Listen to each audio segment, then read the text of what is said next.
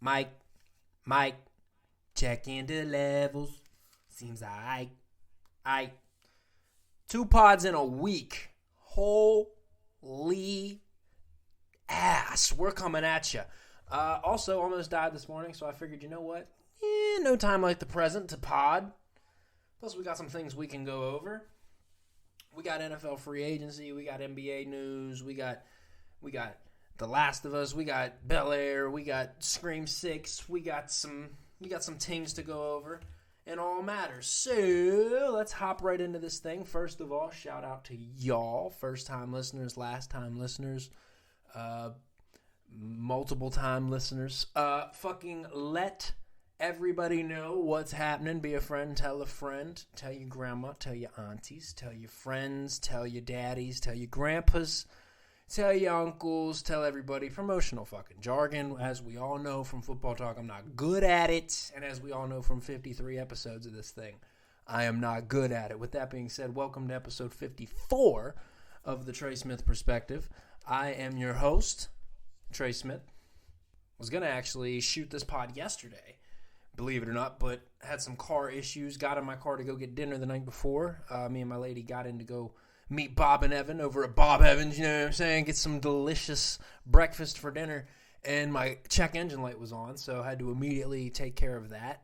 After 8 hours of anxiety and my car being in the shop, and $500 later, we settled that issue. So we addressed the other elephant in the room where we almost fucking died this morning. I'm on my way home from the gym, and there's a car in front of me, maybe about 50 feet, and he swerves real quick to avoid an asshole who was in the oncoming lane and then got back in the correct lane. And then as he's coming at me, gets in the fucking oncoming lane again. And literally like 20 yards, like 20, 15, 20, 15, 10, 5. I'm like, oh shit. I hit the fucking brake. Almost hit a fucking telephone pole. Get back on my side of the road. We're good. Survive. Get home, I'm like, you know what I need to do? Pod. Plus, it's a beautiful sunny day. Kind of cold as shit, but you know what? This is coming off the heels of it being a fucking snow globe for 24 hours. Out of nowhere, wake up, snow all over the fucking ground. But we are alive. We are here. We are grateful for the day, as you should all be. If you've woke up this morning and we're ready to dive into some shit, I guess first thing we could get into, mentioned on the last episode, it was my grandma's birthday. That night we went over, had some cowboy lasagna. Cowboy lasagna. What the fuck is cowboy lasagna? That's what I asked. Just regular lasagna with pepperoni on it. And I think like sausage in it. Just more meat, because you know them cowboys like to have meat. They're all gay with sodomy and whatnot. Anyway, I'm just saying. Cowboy lasagna, no surprises, more meat on it. I'm just saying. What else could we dive into? Real quick, I guess we could hit music because there really ain't shit for me to dive into music-wise yet again. August Alsina dropped a new album called Myself. It was alright. Had a couple good songs on it. I listened to Miley Cyrus's album. Yeah, I did. Okay, fuck you. It's pretty good, not gonna lie. Pretty damn good, I'm not gonna lie. What's the one song on it? Violet Chemistry. That song's pretty good, bro. Can't lie. With Mike Will made it, that shit's pretty good. Can't lie. Not bumping it consistently though, because this week's song of the week is the song that I've been listening to most of the week, and that's that Black single, Since I Found a Lover. Also been bumping the Masego album still. It's either going to be the Black song or something from the Masego album. That's going to be the song of the week again this week. I guess also in music news, there was the alleged death of datpiff.com. World premiere. But mixtape website datpiff.com has responded to the reports that it's closing down after the rumors surfaced this week that the long-running site would soon be no more. Issuing a statement on Twitter, the company clarified that the website was not going anywhere. So, thankfully, DatPiff is still around. How many more datpiff.com world premieres will there be? I don't know. Probably none. But anyway, that's good to know amid the shutdown speculation that it won't be going anywhere.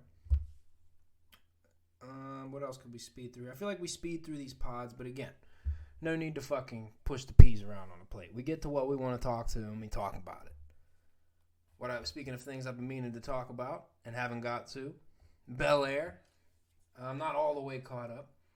As I'm recording this, I believe there's a new episode out, and I haven't seen episode 3. So I'm still technically 2 episodes behind, but we'll touch on those next week. Episode 1 and 2, though, however, of season 2, I have seen, and I'll touch on them briefly. Episode 1, I'm glad spoilers for season 2 of Bel Air, if you're up to date on it, yada, yada, yada. It's 4 episodes into this season, so whatever. Y'all are probably more caught up than me. You're like, spoilers, dude, I don't care. Or you don't watch it, and you're like, I don't give a fuck. Talk about something I care about. Episode 1, I'm glad Will made up with Uncle Phil. I'm glad he came home. We're kind of just way off script from the base TV show Fresh Prince of Bel Air at this point. Like, it's weird for me to absorb it because they've made some drastic changes to some of the characters. Not really, but like we're so off script that some of the characters are starting to feel just like different. Like, Uncle Phil is not the dominating force that Uncle Phil was in the show, and maybe they're doing that on purpose, not only out of respect to Aunt Viv to make her more powerful, because she was a presence in that last show. Let's not get it twisted, especially the first Aunt Viv. Maybe they're showing more light to that, or they're doing it out of respect to James Avery. I don't know. But Uncle Phil just doesn't feel like Uncle Phil. And he never will, because he's not James Avery, but he was hitting those spots more, in the first season. Like, it felt more like Uncle Phil more in the first season. But we're only a couple episodes in, but that's just something I'm saying I'm feeling from that aspect. As far as Will and Carlton and Ashley and Hillary, they're all great. Aunt Viv is great. The casting is great. The storylines, as far as the energy that the show brings, I feel like the first season started out stronger, and I feel like it had better legs to stand on. I feel like this season's kind of shaky, the first 2 episodes, but I'm kind of liking where it goes, but we'll see what happens. I feel like the first season, well, let me rephrase that. I feel like a lot of that has to do with because of the way the first season ended. I was not a huge fan of the finale. So I feel like I'm a little bit more skeptical, and I'm a little bit more critical of things that it's doing so far in these first 2 episodes. Second episode, I'm glad Jeffrey and Uncle Phil made up. We needed some more G around here. Some Task Force 141 G. There's no problem, Mr. Banks. I'm G. I'm at your services. We're going dark. You need me to make him talk. I'll make him talk. I'll make him fucking sing. No, wait. No, mate. You need him to talk. I'll make him fucking sing. That's what G is, though. That's literally the vibes that Fresh Prince, or not Fresh Prince. Fresh Prince G was not that vibe. Bel Air G gives that vibe. Just fucking like, I've seen some dark things, Phil. I'll turn the fucking lights out for him, man. I'm sorry. I'm sorry. Self-indulging a little too much. But yeah, we'll touch on episode 3 and 4 of Bel Air next week. So far, liking it, liking all the characters, still love the casting. That's mainly what's keeping me attached, which is what you want. You want characters that you root for, but they need to get the storylines going.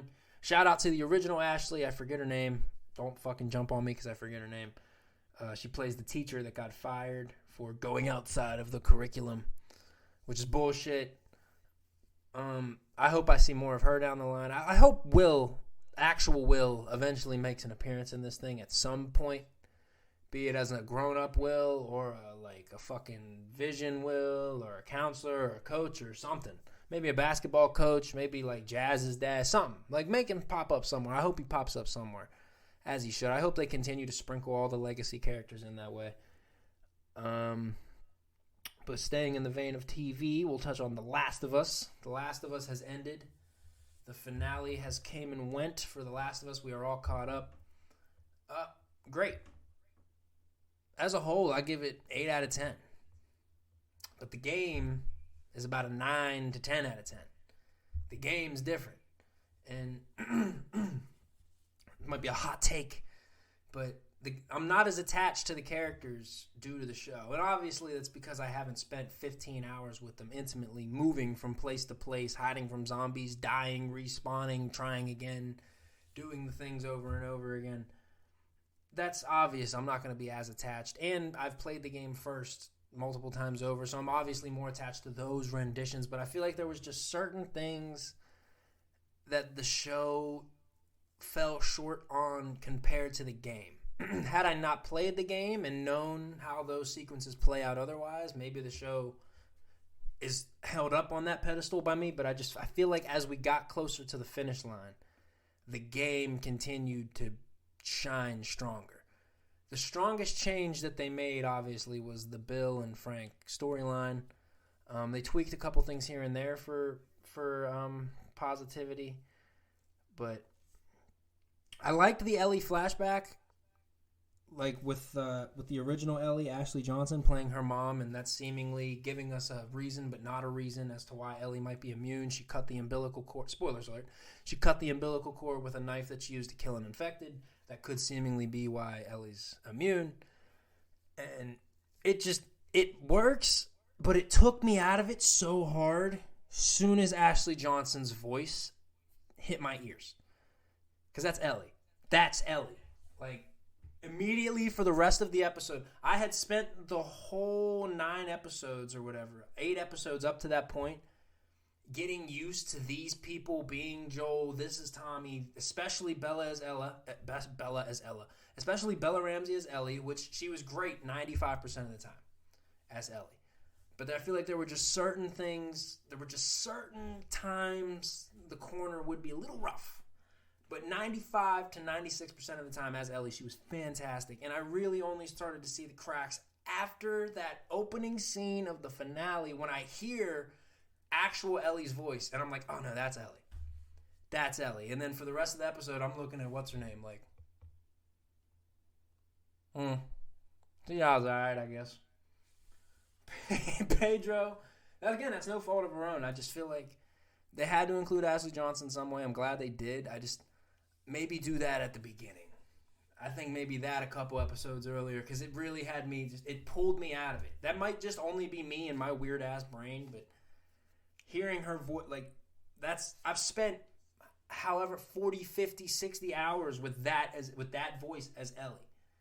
So it pulled me out of the show a little bit, but finale was still great. Another minor complaint I have, this journey didn't seem that fucking hard other than like Joel getting stabbed. After they leave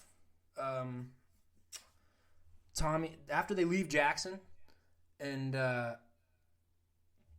like the rest of the journey they go on after that, really, where was the infected fighting? Where was the sneaking around? There was no more clickers. Like, did we run out of zombie budget? Like, what? Hello? All the traumatic shit kept happening. And we had the flashback. There was a couple zombies in there. They don't call them they're infected. But, like, well, hey, I had to throw a lot of bricks. I had to break a lot of bottles and sneak around a lot of motherfuckers. I had to choke a lot of motherfuckers out. I had to craft shivs. Where was the struggle, man? And I get they only had 9 episodes. But it just felt like, hey, it just felt like it was just, as we got closer to the finish line, that 9-episode limit started to show, and maybe they lingered on some other parts earlier that they should have cut shorter, so that would have allowed a little bit more breathing room at the end. But again, great ending. I think season 2 is going to be great. Get ready for everyone to bitch about Joel dying again. That's not a spoiler. Fucking, it's happened in the games. You're going to see it on all your timelines. In a way, I'm more like akin to this. I'm more able to accept this Joel dying because I haven't spent as long with him. I haven't literally been him for 15 hours, because that's what you are in the first game. You're Joel pretty much the whole time, except for the minor time you're Ellie. But I still really enjoyed it. Still very much looking forward to season 2. They said that's going to span multiple seasons to do the second game, but I'm looking forward to it. Staying in the vein of things we're watching, Scream 6. I was pleasantly surprised with Scream 6. I'm not going to lie, as I start tripping all over my words here. But yeah, pleasantly surprised with Scream 6. Not going to lie. We'll get to it here. The ending kind of lost me. I was really engaged, though. The opening credit scene, like with the dude with Flash Thompson from fucking Spider-Man No Way Home, kind of threw me off there a little bit. There was 2 Spider-Man peoples in here. The one main chick who I've never seen Scream 5. I had to watch Scream 5 prior to seeing this. You didn't see Scream 5? We're going to see Scream 6? No. Okay, I thought it would be mid, looked mid. It was better than mid. It was pretty good. I'm not gonna lie. I honestly enjoyed 5 more than 6. But anyway, 6 was pretty good. I liked him in New York. We're gonna go through spoilers in here, by the way. So if you don't like spoilers for Scream 6, then get the fuck out of here. But like, what are you running from Scream spoilers for? It's fucking Scream, dude. You could probably predict what happens. The movie tells you what happens as they go. These movies tend to follow their own rules, which kind of fucks it up for me at the end because I thought they were gonna get crazy with it. They had me guessing all the way up until the end. I was like, yo, who is it? They had 3 face ass. But first of all, you got Kim Kardashian face ass, or like Kourtney Kardashian face ass. She's the main one. And then you got fucking Evan Peters face ass as the fucking roommate who wasn't a suspect and then was a suspect and then wasn't a suspect and then turned into a fucking creepy, drooling, fucking murder-hungry weirdo at the end of it. And then you had Hispanic Travis Barker face ass, who was her boyfriend from across the hall. Like, literally, look at a picture of Travis Barker. Look at a picture of that dude from this movie. Hispanic Travis Barker face ass. That's what he looked like. I don't know why he was willing to die. Why he was so with the shits. Like, they'd only been fucking for a couple months, I feel like, tops. Like, why was he so with the shits, ready to die? Like, on the subway and then trying to go into the last sequence. Anyway, I'm skipping ahead. The opening scene, awesome. I liked the fucking worn out, like, ghost face mask. I thought that was really cool. I thought a lot of the kills were awesome. The suspense was cool. They were building up, like, who is it? Who is it? There was a lot of great scenes with tension, like the scene in the apartment when he ends up fucking, like, shaking the ladder. That was fucked up. The subway scene was cool. Hayden Panettiere's Kirby was cool. But then we got to the ending, and it felt like it was about 15, 20 minutes too long. And I didn't like the ending. I didn't like there being 3 ghost faces. I felt like that was a cop-out. I didn't like one of them being a person who had seemingly died in the movie earlier. That was another cop-out, I feel like. Evan Peters' face ass, for that reason alone, I feel like was a cop-out.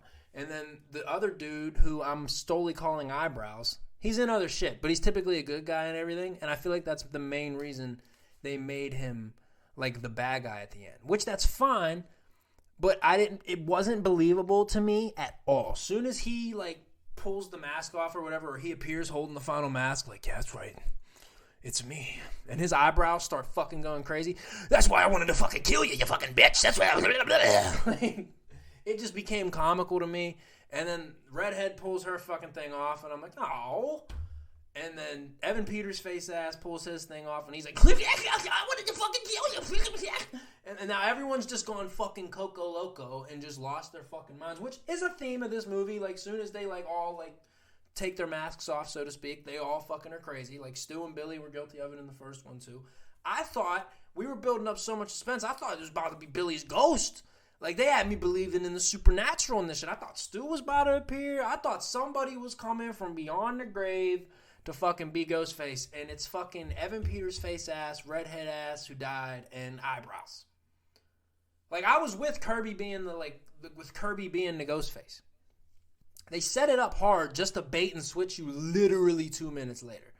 Like, I had accepted it, I'd made peace with it, but then they were like, no, we can't do that to Kirby, and then fucking pulled the ladder out, or pulled the fucking rug out at the last second, and then we're like, there's gonna be 3 Ghostface, what's your favorite scary movie? Like, what?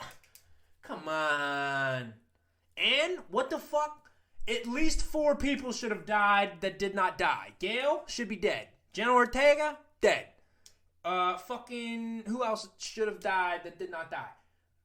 The one dude got double stabbed. He got his arms held out like Jesus, and he got stabbed by 2 fucking people like 15 times. He's gonna talk about I'm alive because I'm part of the core 4.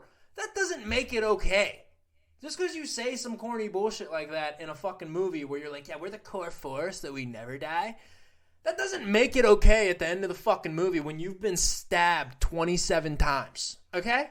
The one chick who was in Miles Morales, the video game, I can't remember her name, should have been dead because she got fucking stabbed and that shit went up and got lifted And on the subway, she should have bled out and died. TBH, not been running around at the end like, damn, it was eyebrows. I figured it out too late. What? No, you should be dead. Jenna Ortega, dead. Got stabbed in the back and then fell on a knife. Should be dead. Shouldn't be running around, dodging Ghostface, turning into a little fucking murder sidekick. And then what's with Shorty putting on the whole outfit just to stab dude like fucking 40 times? I mean, that part was kind of cool. But like, hard left turn there. I mean, sweet baby Jesus. Overall, enjoyed it. Ending just let me down a little bit for those reasons. And again, not saying you want the main characters to die, but when you watch them get stabbed 40 fucking times, eventually you're like, all right, what are we doing? What are we doing here? These fucking superheroes. No, they should die. And it was weird not having Neve Campbell in it. I hope it's not true that she wasn't in it due to a pay dispute, because they're never going to pay her again going forward, because if these work with Jenna Ortega and what's-her-face, Kourtney Kardashian face ass, they're just going to continue to make them with them. And if Courtney Cox will continue to give them facial appearances, they'll have the legacy power they need. Also, I thought they were going to fucking pull Jamie Kennedy out of nowhere, make his fucking ass a killer. I was like, yo! And they like to smell their own shit in these movies. Like, they're always like they reference something like 14 times. Like, that's not just this Scream movie. It happens in, like, I think the last two as well. Like, it's like they're just having a conversation. It's like, that's what happened to my Uncle Randy, too. We were sitting in a van and then pulled into a van and then stab. And then it's like, all right, yeah, I get it. Easter eggs. Oh. Speaking of which, I thought the killer leaving the masks of the previous Ghostface, I thought that was hard. Like, I thought everything was so dope just to lead up to it being crazy eyebrows and fucking redheaded Evan Peters face ass. At the end, it just let it down for me. Sorry, I'm repeating myself, but that's what it was. Scream 6, I give it a 6.5 out of 10. Enjoyable, nice little popcorn flick, worth about an hour and a half of your time. Feel like it could have been 15-ish minutes shorter, but I enjoyed it. We'll probably go see Cocaine Bear next time. Next time we go, I don't know. Depends on when we re-hit the theater next. I'm actually planning on going again before I head back to work in a couple of days, so maybe we'll have something else to discuss new movie-wise next week. Anyway, what else could we get into? Staying in the entertainment vein, I have completed Hogwarts Legacy. Not 100%. I didn't get that plat yet. We're going to get that plat, but not yet.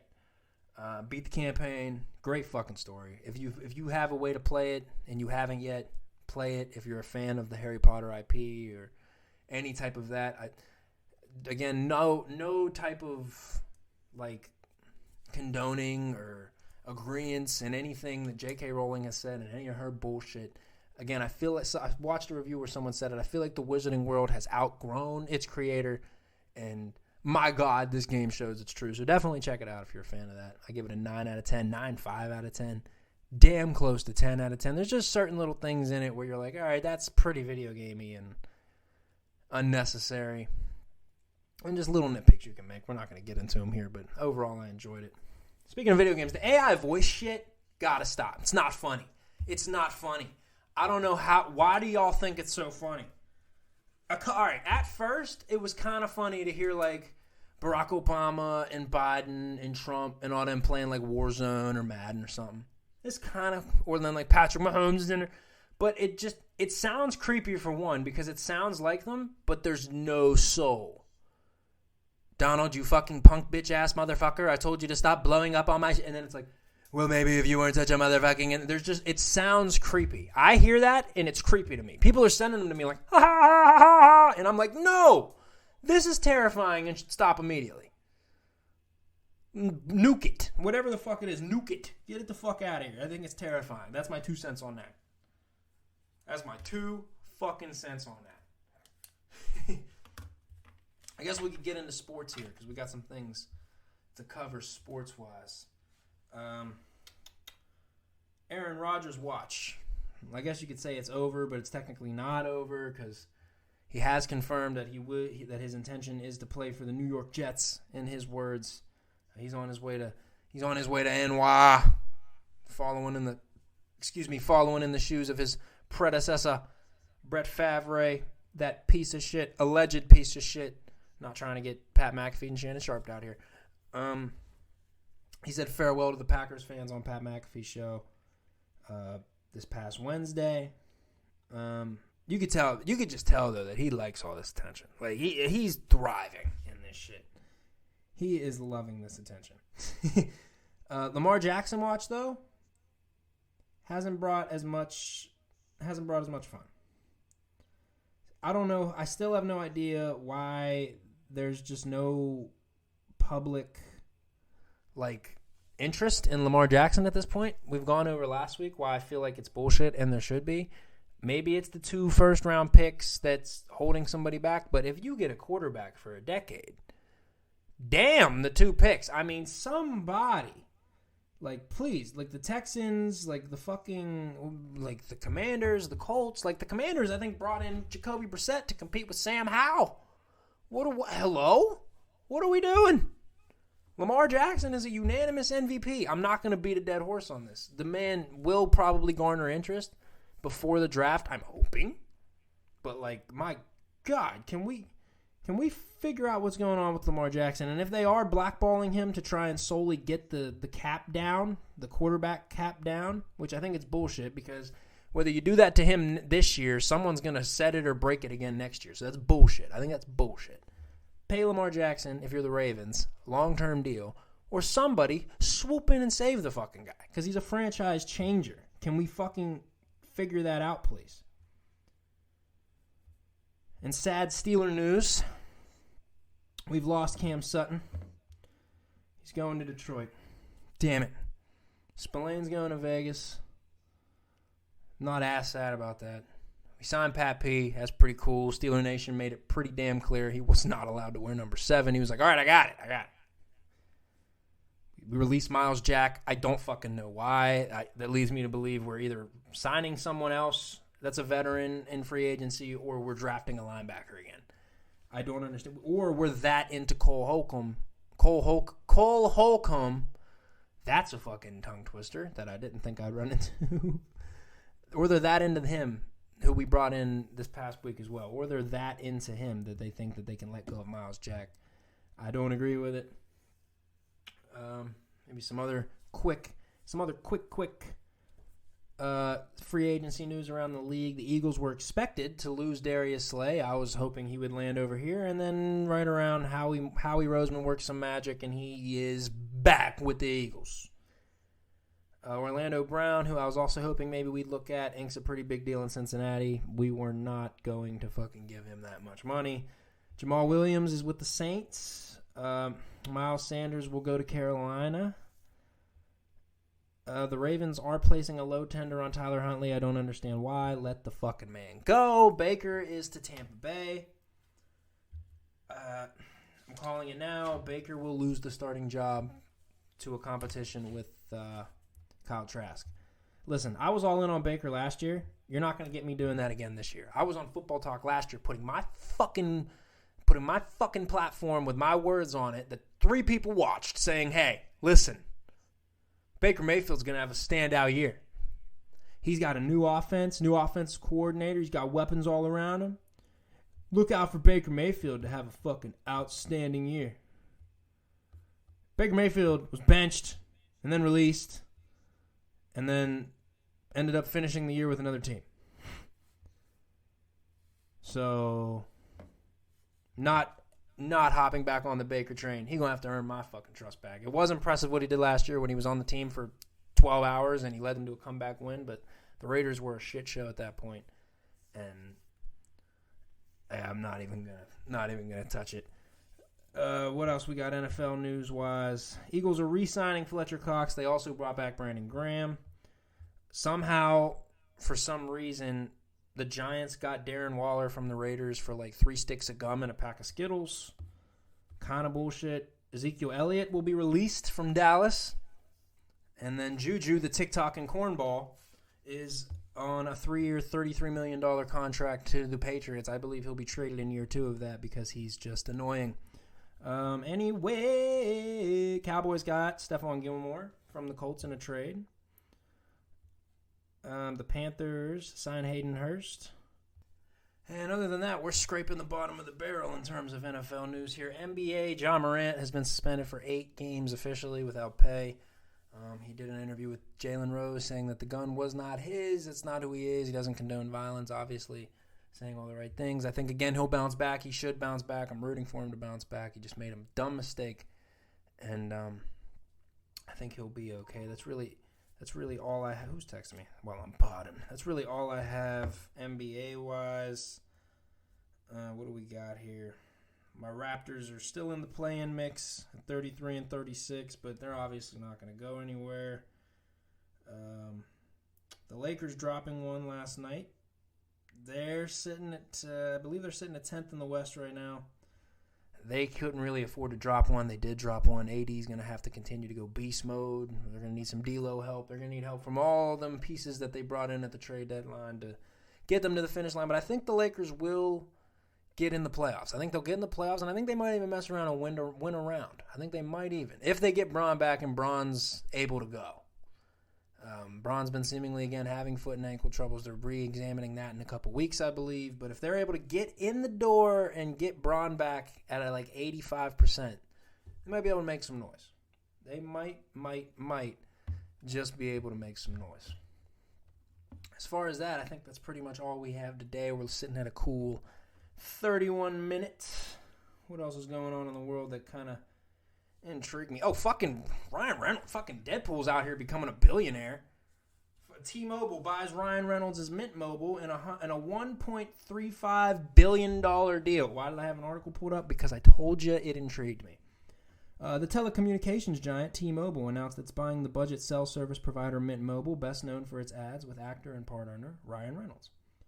T-Mobile CEO Mike Sievert said Wednesday that the company would use its size and resources to supercharge Mint, which uses T-Mobile's wireless network and offers plans for as little as $15 per month. Over the long term, will also benefit from applying the marketing formula Mint has become famous for across more parts of T-Mobile.